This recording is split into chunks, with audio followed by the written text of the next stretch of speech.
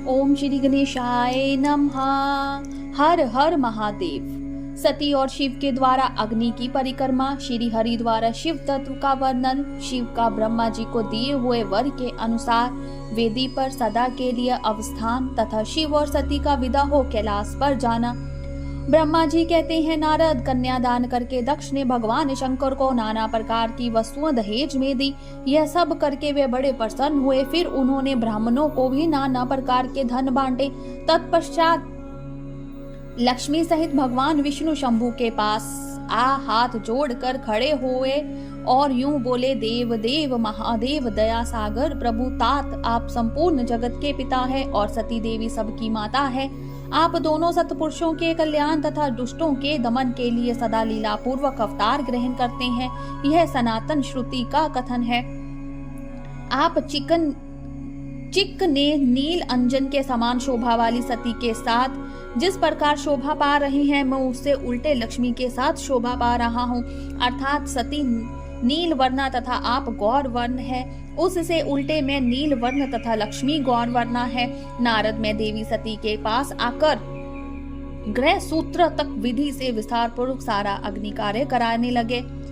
मुझ आचार्य तथा ब्राह्मणों की आज्ञा से शिवा और शिव ने बड़े हर्ष के साथ विधि पूर्वक अग्नि की परिक्रमा की। उस समय वहां बड़ा अद्भुत उत्सव मनाया गया। गाजे बाजे और नृत्य के साथ होने वाला वह उत्सव सबको बड़ा सुखद जान पड़ा।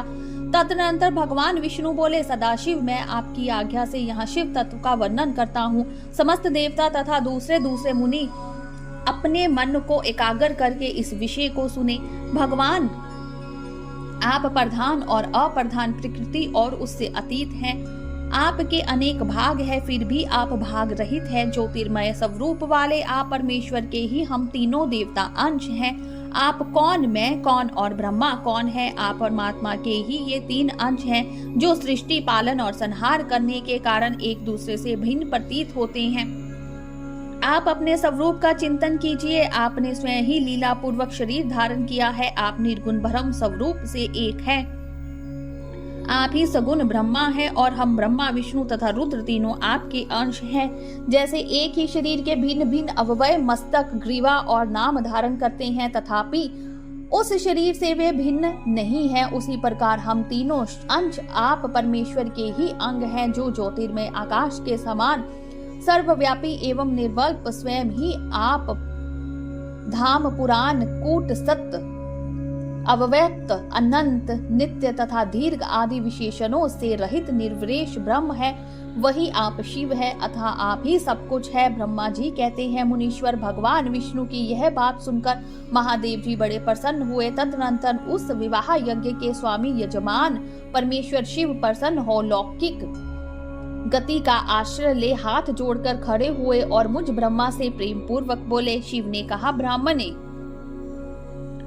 आपने सारा वैवाहिक कार्य अच्छी तरह संपन्न करा दिया। अब मैं प्रसन्न हूँ। आप मेरे आचार्य हैं, बताइए आपको क्या दक्षिणा दूं? सूर्यश्रेष्ठ, आप सब दक्षिणा को मांगिए। महाभाग, यदि वह अत्यंत दुर्लभ हो तो उसे शीघ्र कहिए।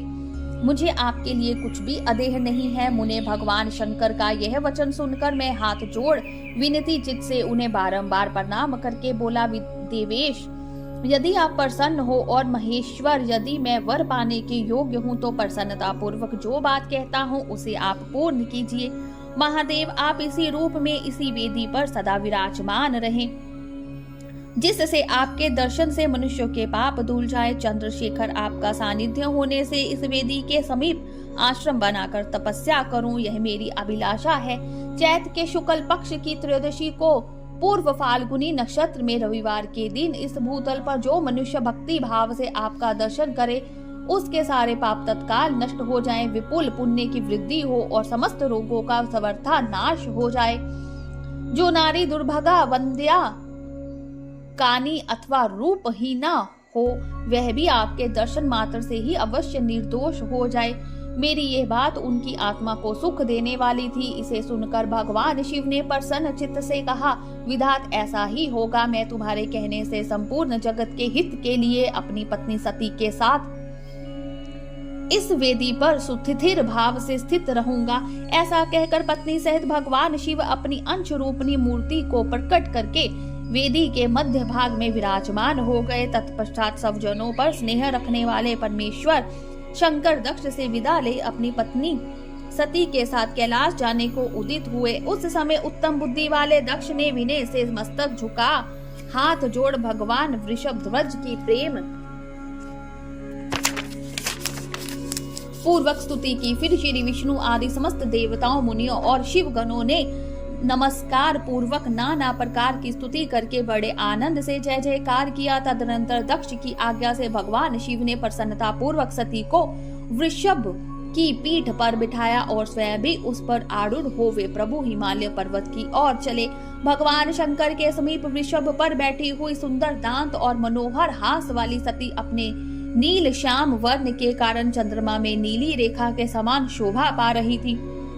उस समय उन नव दंपति की शोभा देख श्री विष्णु आदि समस्त देवता, मरीचि आदि महर्षि तथा दूसरे लोग ठगे से रह गए, हिल डुल भी ना सके तथा दक्ष भी मोहित हो गए। तत्पश्चात कोई बाजे बजाने लगे और दूसरे लोग मधुर स्वर से गीत गाने लगे। कितने ही लोग प्रसन्नता पूर्वक शिव के कल्याणमय उज्जवल यश का गान करते हुए उनके पीछे पीछे चले। भगवान शंकर ने बीच रास्ते से दक्ष को प्रसन्नता पूर्वक लौटा दिया और स्वयं प्रेमाकुल हो प्रथम गणों के साथ अपने धाम को जा पहुंचे। यद्यपि भगवान शिव ने विष्णु आदि देवताओं को भी विदा कर दिया था, तो भी वे बड़ी प्रसन्नता और भक्ति के साथ पुनः उनके साथ हो लिए। उन सब देवताओं, प्रथम गणों तथा अपनी पत्नी सती के साथ हर्ष भरे शंभु हिमालय पर्वत से सुशोभित अपने कैलाश धाम में जा पहुंचे। वहां जाकर उन्होंने देवताओं, मुनियों तथा दूसरे लोगों का बहुत आदर सम्मान करके उन्हें प्रसन्नता पूर्वक विदा किया। शंभु की आज्ञा ले वे विष्णु आदि सब देवता तथा मुनि नमस्कार कर स्तुति करके मुख पर प्रसन्नता की छाप लिए अपने अपने धाम को चले गए। सदा शिव का चिंतन करने वाले भगवान शिव की अत्यंत आनंदित हो हिमालय के शिखर पर रहकर अपनी पत्नी दक्ष कन्या सती के साथ विहार करने लगे। सूत जी कहती हैं, मुनियों, पूर्व काल में स्वयंभू मनवंतर में भगवान शंकर और सती का जिस प्रकार विवाह हुआ वह सारा प्रसंग मैंने तुमसे कह दिया। जो विवाह काल में, यज्ञ में अथवा किसी भी शुभ कार्य के आरंभ में भगवान शंकर की पूजा करके शांत चित्त से इत कथा को सुनता है, उसका सारा कर्म तथा वैवाहिक आयोजन बिना किसी विघ्न बाधा के पूर्ण होता है और दूसरे शुभ कर्म भी सदा निर्विघ्न पूर्ण होते हैं। इस शुभ उपख्यान को प्रेम पूर्वक सुनकर विवाहित होने वाली कन्या भी सुख, सौभाग्य, सुशीलता और सदाचार आदि सद्गुणों से संपन्न साध्वी स्त्री तथा पुत्रवती होती है। बोलिए शंकर भगवान की जय। उमापति महादेव की जय। हर हर महादेव।